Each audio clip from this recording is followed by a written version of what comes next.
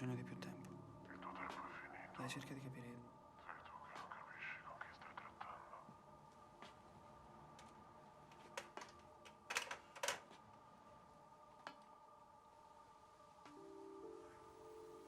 Ciao.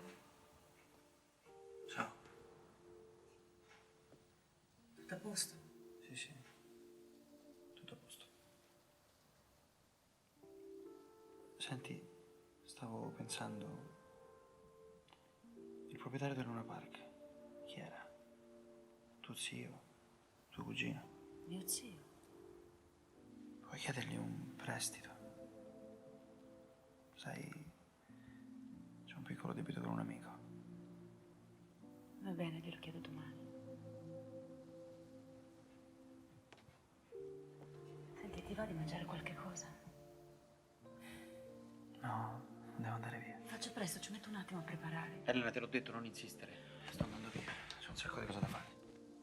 Quindi torni? Sì.